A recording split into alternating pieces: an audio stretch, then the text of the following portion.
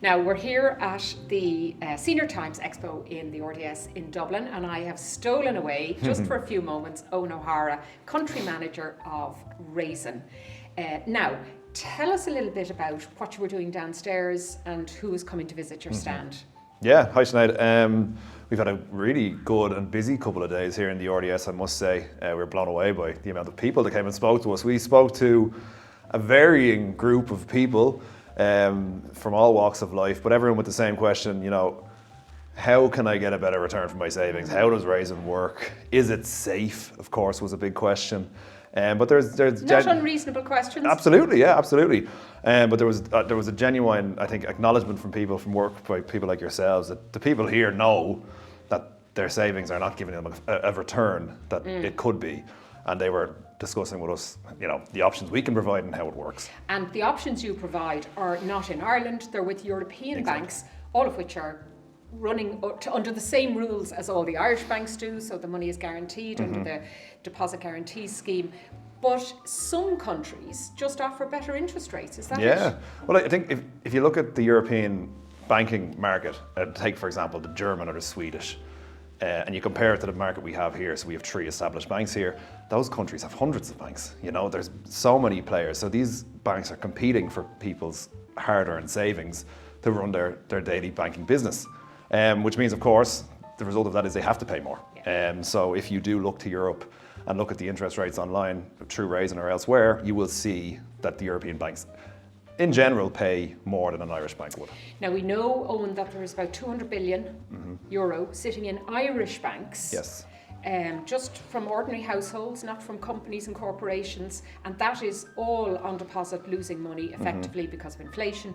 The government has suggested now that it's going to try and extract some of that cash to allow people to put it in a kind of a better return product. Now, people of a certain age, certainly Senior Times members will recall the SSIA. We're told that's not what's on offer. What do you think the government should be offering?